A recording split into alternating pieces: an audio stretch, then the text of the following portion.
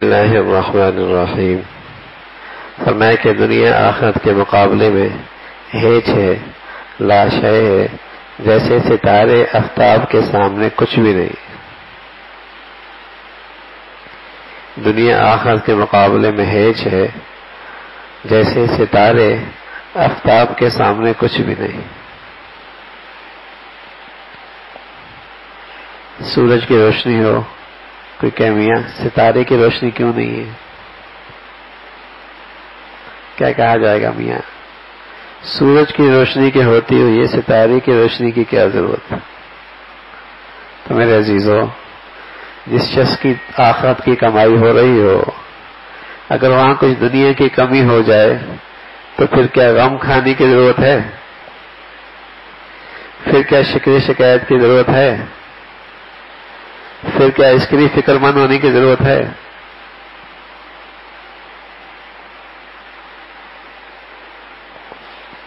تو آخرت کے مقابلے میں دنیا تو ہیچ ہے، جیسے ستارے سورج کے مقابلے میں ہیچ ہیں۔ تو جب سورج کی روشنی مل رہی ہو، اب کوئی آدمی شکوہ کرے ستارے کی روشنی کیوں نہیں ہے؟ ستارے کی روشنی ہوتی تو کیا کہہ دے گا میاں اتنی بڑی روشنی ہے، سورج موجود ہے، تم ستارے کے رو رہے ہو؟ تو جس خوش نصیب کو اللہ نے آخرت کی فکر نصیب فرما دی، آخرت کی کمائی نصیب فرما دی، آخرت کی زندگی کی توفیق مل رہی ہے اعمال کی، تو اسے پھر یہ غم ہونا، یہ شکایت ہونی کہ دنیا کیوں نہیں مل رہی؟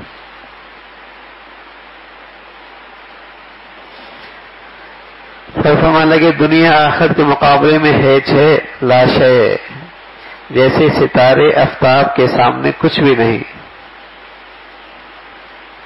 کسب دنیا ممنوع نہیں، دنیا کمانا ممنوع نہیں، البتہ اس کی محبت اور دل میں اس کی وقت ہونا یہ ممنوع ہے۔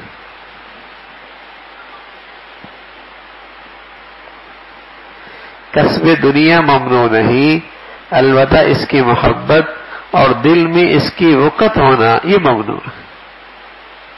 اور وقت کی علامت کیا ہے؟ آ جائے تو فخر کرنے لگ جائے، نہ آ جائے تو پریشان اور غمگین ہو جائے۔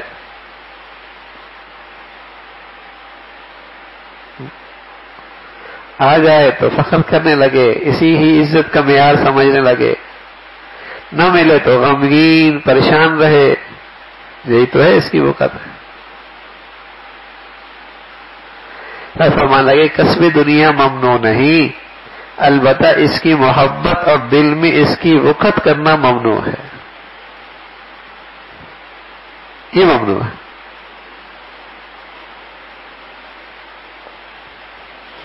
امام غزالی رحمۃ اللہ علیہ فرمان لگے آخرت کا وجود نہ ہوتا یا تاثیر دنیا آخرت سے مانے نہ ہوتی، تب بھی دنیا کی حقیقت ایسی ہے کہ اس کو معلوم کر کے عاقل ہرگز اس کی طرف رغبت نہ کرتا۔ آخرت کے مقابلے میں تو اس کا طلب کرنا محض حماقت ہے اور جہالت ہے۔ اپنی آخرت ضائع کر کے یا اپنے بچوں کی بچیوں کی آخرت ضائع کر کے ان کے لیے دنیا کی سوچنا اور دنیا کا ان کے لیے سامان کرنا میری حماقت اور جہالت ہے۔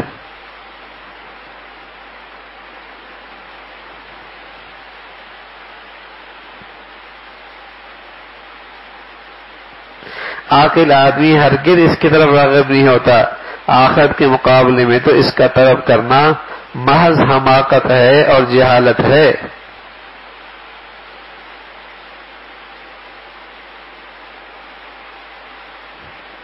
فرمایا مدارت اور مداحنت کا فرق۔ مداحنت تو بری چیز ہے، مدارت اچھی چیز ہے، لیکن دونوں میں تھوڑا سا فرق ہے۔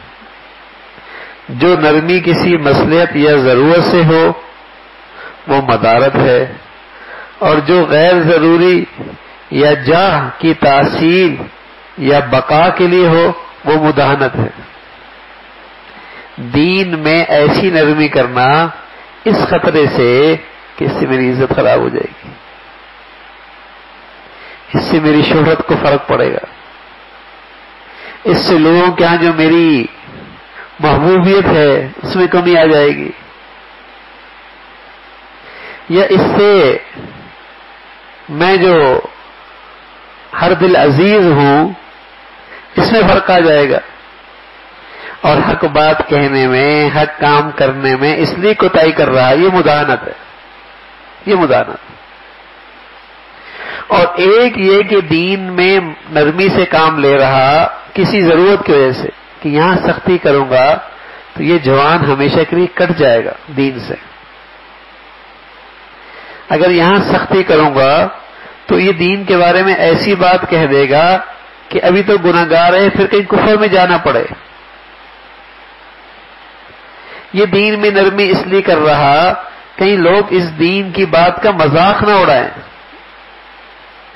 تو یہ جو دین میں نرمی ہے یہ کسی مصلحت اور ضرورت کی خاطر، یہ مدارت ہے، یہ پسندیدہ ہے۔ اور ایک دین میں اس لیے نرمی سے کام لینا کہ اس سے میری شہرت میں فرق آئے گا، مجھے جو ہر دل عزیزی نصیب ہے اس میں فرق آ جائے گا، مجھے جو لوگوں کی نظروں میں محبوبیت ملی ہوئی ہے اس پر فرق آ جائے گا، اس لیے دین میں نرمی سے کام لے رہا، یہ مداہنت ہے، یہ حرام ہے، یہ حرام ہے۔ اور عام طور پہ بھائی یہی تو ہوتا ہے، یہ کریں گے تو لوگ کیا کہیں گے؟ یہ جاہ ہے، جاہ، میری جاہ میں فرق آ جائے گا، لوگوں کی زبانوں میں میرا اچھا جو تذکرہ ہے نا، لوگ مجھے بھی کہیں گے یہ بھی شدت پسند ہو گیا ہے، یہ بھی انتہا پسند ہو گیا ہے، یہ بڑا سخت ہو گیا ہے۔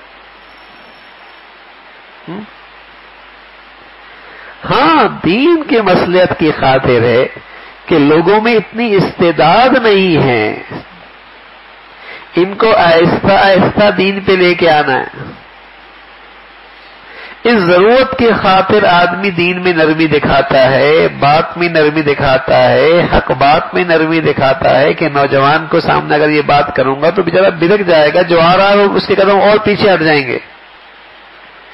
یہاں اگر دین کی بات اس انداز میں کروں گا تو وہ بیچارہ کہیں ایسا نہ ہو کہ دین کے بارے میں کسی غلط فہمی کا شکار ہو جائے۔ یہاں اگر یہ بات اس انداز سے کروں گا کہ ایسا نہ ہو کہ وہ سختی سمجھ کے، بھاری سمجھ کے چھوڑ ہی نہ بیٹھے۔ تو دین میں نرمی کسی مصلحت اور ضرورت کے لیے یہ تو مدارت ہے، یہ پسندیدہ ہے، لیکن دین میں نرمی اپنی جاہ کے لیے، یہ اپنی جاہ کی بقا کے لیے، جیسے آج لوگ ایک بڑا فتنہ ہے، ہر دل عزیزی کا فتنہ، ہر آدمی مجھے اچھا سمجھے، ارے میاں مر جاؤ گے کبھی بھی تمہیں ہر آدمی اچھا نہیں سمجھے گا، الٹے کوئی لٹک جائے، یہ دنیا کا نظام ہی نہیں ہے۔ ایک اللہ کو راضی کرنے کی فکر ہو بس۔ ہاں اور اللہ کی سنت ہے، سبحان اللہ، جو آدمی اللہ کے ہاں محبوب ہو جاتا ہے اللہ سلیم الفطرت لوگوں کے دلوں میں اس کی محبت ڈال دیتے ہیں، بس۔ یہ بڑا فتنہ ہے کہ بس جاہ نصیب ہو جائے، ہر دل عزیزی نصیب ہو جائے، سب کے ہاں مجھے محبوبیت نصیب ہو جائے، ہاں یہ بڑا فتنہ ہے۔ اس کی وجہ سے آدمی دین میں مداہنت کرنے لگتا ہے، دین کی باتوں میں، حق سچ کہنے میں مداہنت سے کام لیتا ہے۔ اللہ ہم سب کی حفاظت فرمائے، اللہ ہم سب کی حفاظت فرمائے۔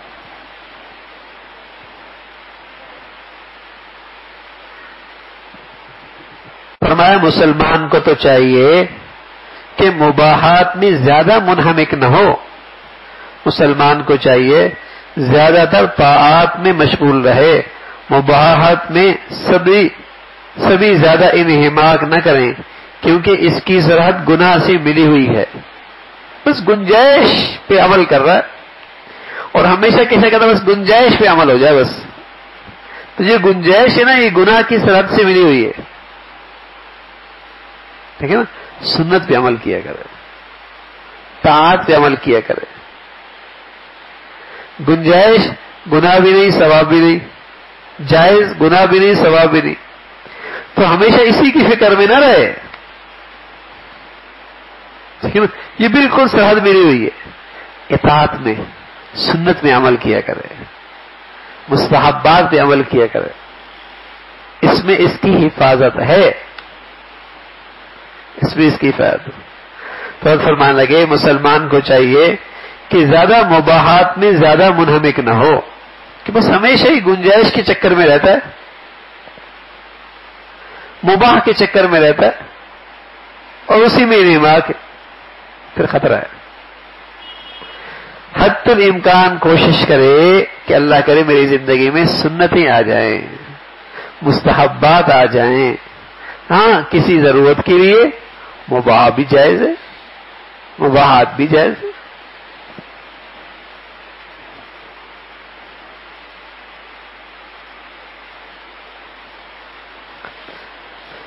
فرمایا کہ دنیا آخرت کے مقابلے میں تو بالکل قابل نفرت ہے، لیکن اس سے قطع نظر بھی خود اپنی حالت ذاتیت پہ نظر کر کے قابل نفرت ہے، کیونکہ طالب دنیا کوئی راحت میں نہیں. ایک تو یہ ہے کہ اگر اس دنیا کا آخرت کا مقابلہ کیا جائے یہ ہیچ ہے، قابل نفرت ہے، لیکن خود اس کی ذات میں بھی اگر آخرت پیش نظر نہ بھی ہو نا، خود اس کی ذات میں بھی کوئی کمال نہیں ہے. اس لیے کہ ہمیشہ دنیا کا طالب جو ہے راحت سے محروم رہتا ہے، ہمیشہ دنیا کا طالب راحت سے محروم رہتا ہے. چنانچہ ان کی ظاہری ٹیپ ٹاپ کو نہ جانا، چنانچہ ان کی ظاہری ٹیپ ٹاپ پہ نہ جانا، بڑے مزے کی گاڑی ہے، بڑا اچھا گھر ہے، بڑا اچھا اسٹیٹس ہے، اب فرمانے ظاہر پہ نہ جانا. ایک آدمی کے پاس بھائی یہ سب کچھ اور رات کو نیند ہی نہ آئے، کیا فائدہ؟ گولیوں پہ گزارا ہو رہا ہو، اور ایک کے پاس یہ کوئی نقشہ نہیں ہے، راحت کے سامان کا کوئی نقشہ نہیں ہے، لیکن مزے کے نیند لے رہا ہے، زندگی میں بڑی ٹھنڈک ہے، بڑا سکون سے کھاتا ہے اور زندگی گزارتا ہے. یہ مزے میں نا، لیکن کیا کریں، لوگوں کے نظروں میں سمجھداری نام ہی ٹیپ ٹاپ کا ہے. اب لوگوں نے راحت چھوڑ دیا، راحت کے سامان اکٹھا کرنے کے درپے ہو گئے. لوگ سکون کی ہوا بھی نہیں لگی اور سکون کی چیزیں اکٹھے کرنے پہ لگے، اسی کو مخصوص سمجھ لیا. تو فرمان لگے تو اس کی ذات کے اندر بھی برائی ہے، کیونکہ طالب دنیا کوئی راحت میں نہیں. چنانچہ اگر ان کی ظاہری ٹیپ ٹاپ کو چھوڑ کر ان کی اندرونی حالت کو ان کے پاس رکھو تو معلوم ہوگا کوئی پریشانی سے خالی نہیں. بخلاف طالب آخرت کے اگر کوئی آدمی سچا آخرت کا طالب بنے گا تو پھر راحت ہی راحت ہے، وہاں راحت ہی راحت ہے. بھئی ایک آدمی کو پتا ہو کہ میری آدھے گھنٹے پونے گھنٹے میں فلائٹ ہے نا، اور میری فلائٹ اور اس کے پاس پاسپورٹ بھی ہے، ٹکٹ بھی ہے، اور پتا اعلان بھی ہوگا کہ آدھے پونے گھنٹے میں اس کی فلائٹ ہے. اب وہ اس پہ تھوڑی پریشان ہوتا ہے کہ بھائی یار سیٹ مزے کی نہیں تھی لانچ میں.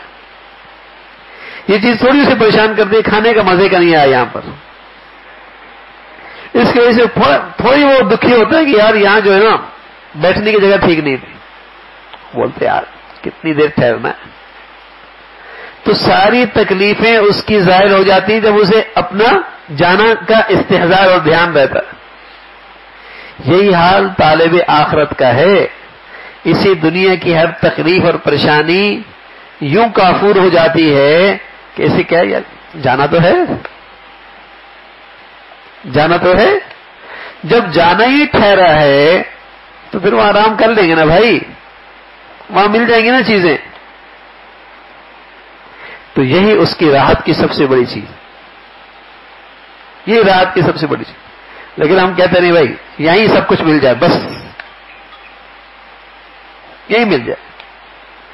تو دنیا میں تو بھائی کسی کی خواہش پوری نہیں ہوئی. یہ خواہشات کی زندگی گزارنے والا اس بیمار کی طرح ہو جاتا ہے جس کو کبھی پیاس پانی پینے سے پیاس بجھتی نہیں. پانی پی پی کے تھک گیا، پیاس نہیں بجھی، یہ خواہشات کے پیچھے زندگی گزارنے والا، اس کی حالت بھی ایسی ہے، کہیں یہ آگ بجھتی ہی نہیں، کہیں آگ نہیں بجھتی، یہاں بس تو ہے ہی نہیں۔ کوئی کہہ دے نا بس تھوڑا سا پیسہ آ جائے پھر مزے سے اللہ کو راضی کروں گا، بڑی بندگی کروں گا، تو یہ ایسا ہی ہے جیسے کوئی آدمی کہے کہ آگ بجھانی ہے لیکن اس کے اوپر ڈال کیا رہا ہے، صبح گھاس، بڑا بجھ جائے گی، وہ تو اور بڑھ جائے گی۔ تو کوئی دنیا کی آگ بجھانے کا طریقہ اختیار کرے، تھوڑا سا اور ہو جائے پھر مزے سے عبادت کروں گا، پھر بڑا بزرگ بن جاؤں گا۔ یہ ایسا ہی ہے کہ دنیا کی اس آگ پہ صبح گھاس ڈال رہا ہے۔ اچھا بھائی یہ آگ بجھے گی کیسے؟ بجھے گی کیسے؟ اسے پانی ڈال دو، بجھ جائے گی۔ تو ایسی دنیا کی طلب کی جو آگ ہے نا، یہ کیسے بجھے گی؟ اس پہ قناعت کا پانی ڈال دو، اس پہ قناعت کا پانی ڈال دو، بجھ جائے گی۔ اور اگر آپ نے اس پہ وہ گھاس ڈال دیا سوکھا، کچھ اور کچھ اور کچھ اور، یہ بس ہونے والی نہیں، یہ بس ہونے والی نہیں۔ فرمایا اسلام میں اور ایمان میں زہد کی بڑی قیمت ہے۔ زہد، دنیا سے آدمی زاہد بنے، یعنی اس کی حرص و ہوس اس کے دل میں نہ رہے، اس کی بڑی قیمت ہے۔ بلکہ اللہ کے نبی نے فرمایا ایسے لوگوں کے پاس بیٹھا کرو ان کی زبان پر حکمت جاری ہوتی، ایسے لوگوں کے پاس بیٹھا کرو ان کی زبان پر حکمت جاری ہوتی، حکمت کی باتیں ان کی زبان پہ آتی۔ فرمایا تاثیر زہد کا طریقہ یہ ہے کہ مخلوق کے ہاتھ میں جو کچھ متاع دنیا ہے سب سے امید قطع کر دے۔ جو شخص ایسا کرے گا اس کا قلب راحت میں رہے گا، کیونکہ زہد قلب اور بدن دونوں کو راحت دیتا ہے۔ جو کچھ لوگوں کے پاس متاع دنیا ہے نا، اس پہ کبھی طمع نہ رکھے، اس سے کبھی طمع نہ رکھے، اس سے ساری امیدیں کاٹ لے، اس کے دل کو چین آ جائے گا۔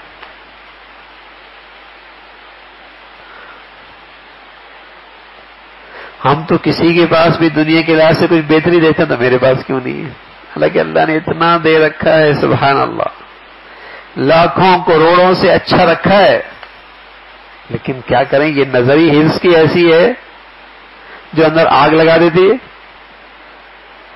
یہ حرص و ہوس کی آنکھ ہی ایسی ہے کہ اندر آگ لگا دیتی ہے۔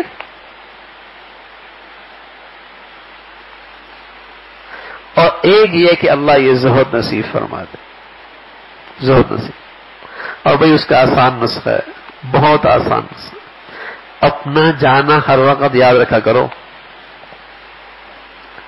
رات کے اندھیرے میں سر جھکا کے تھوڑا سوچ بھی لیا کرو، ابھی چلا جاؤں؟ اچھا میرے ابا چلے گئے نا، اماں بھی چلے گئے، کتنے دوست بھی چلے گئے، جاننے والی بھی چلے گئے نا بھائی، اس کو آنکھیں بند کر کے تنہائی میں بیٹھ کر سوچ لیا کرو، اور ان کا غسل دینا، ان کو کندھے پہ اٹھانا، ان کا قبر میں چھوڑ کے آنا، تھوڑا اکیلے بیٹھ کے تصور کر لیا کرو، یہ دل بڑا صاف ہو جائے گا، یہ دل بڑا صاف ہو جائے گا۔ اس کی بڑی صفائی ہو جائے گی۔ اللہ کے نبی سے پوچھا کہ یا رسول اللہ میرا دل بڑا سخت ہے، فرمایا اسے یاد کر لیا کرو، دل صحیح ہو جائے گا، دل کی سختی دور ہو جائے گی۔ تو ہر وقت اس کا استحضار ہو، یہ اگر ایسا کرے گا نا تو آدمی کو اپنی بہت سی خواہشات سے دستبردار ہونا آسان ہو جائے گا، اپنے بہت سارے غلط جذبات سے قربان کرنا آسان ہو جائے گا، ان سے دستبردار ہونا آسان ہو جائے گا، ورنہ بہت مشکل ہے، ورنہ نہیں بہت مشکل، ورنہ تو گناہوں کی جو چاٹ لگی ہے نا قبر تک ساتھ نہیں چھوڑتی، قبر تک ساتھ نہیں چھوڑتی۔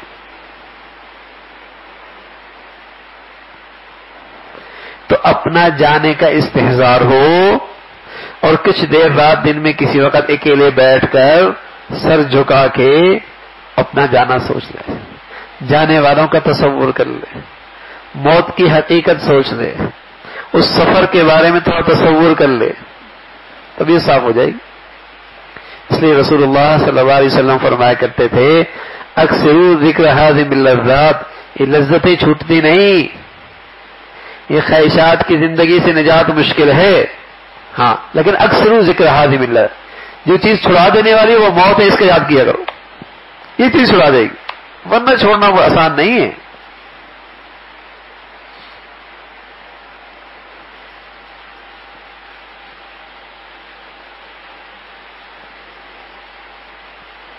یہ جو آدمی لذت اور لطف کے پیچھے لگتا ہے نا، مزے کے پیچھے، تو مزے کی تو کوئی انتہائی کوئی نہیں نا، یہ مزہ اور ہے، یہ مزہ اور ہے، اس کا مزہ اور ہے، اس کا مزہ اور ہے، ارے نہیں کتنے مزے چکھے گا۔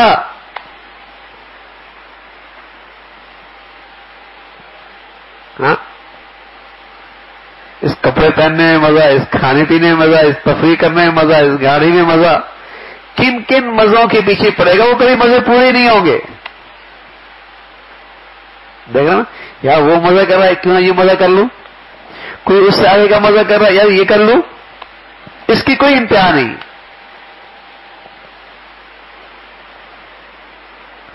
اس سے تو زبردستی منہ کو ہٹانا پڑے گا، ورنہ یہ بڑا پریشان کرے گی۔ چھوٹا بچہ ہوتا ہے نا، ماں کا دودھ چھڑانے کے لیے تھوڑی سی اسے تکلیف اٹھانی پڑتی ہے، لیکن کوئی کہے نہیں نا اس کو مزے لینے دو، تو بڑا بھی ہو جائے گا تب بھی وہ پیتا رہے گا، پھر تھوڑی سی تکلیف ہوگی،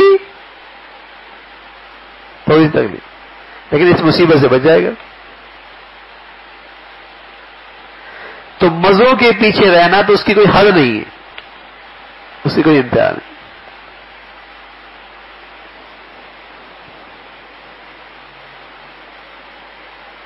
صاحب جہاں کو نہ دین کی راحت ہے نہ دنیا کی راحت ہے، اس کا دین بھی خطرے میں رہتا ہے اور دین کا خطرہ بھی، دنیا کا خطرہ بھی اندیشہ رہتا ہے۔ ہاں جب حق تعالیٰ کی طرف سے بدون تمہاری طلب کے جا آتا ہو، وہ اللہ کی بڑی نعمت۔ جا عزت کا طالب، عزت کا طالب، یہ جو آدمی ہے اس کا دین بھی خطرے میں، دنیا بھی خطرے میں، ہر وقت خطرہ رہتا ہے، ایسا نہ ہو کہ لوگوں کی نظروں میں گر جاؤں۔ دین بھی خطرے میں کہ اس جا حاصل کرنے کے لیے دین بھی پامال کر دے گا۔ فرمایا ہاں جس شخص کو اللہ رب العزت بدون طلب کے جا اور عزت دے دے وہ اللہ کی نعمت ہے، اس میں دین کا خطرہ نہیں، کیونکہ ادھر تمہاری حفاظت کی جا رہی ہے، اس سے تمہاری حفاظت کی جا رہی ہے۔ دین کی برکت سے، ایمان کی برکت سے اللہ جو عزت دے دے اور لوگوں کے دلوں میں قدر و منزلت بٹھا دے، یہ اللہ کی نعمت ہے، اور یہ اس لیے اللہ نے دی، اس سے تمہاری حفاظت ہوگی۔ یہ جاہ بھی حفاظت کا ذریعہ ہے، لوگوں کے دلوں میں قدر و منزلت کا آنا یہ بھی دین کی حفاظت کا بھی ذریعہ ہے، لیکن اس کا طالب ہاں یہ خطرے کی چیز ہے۔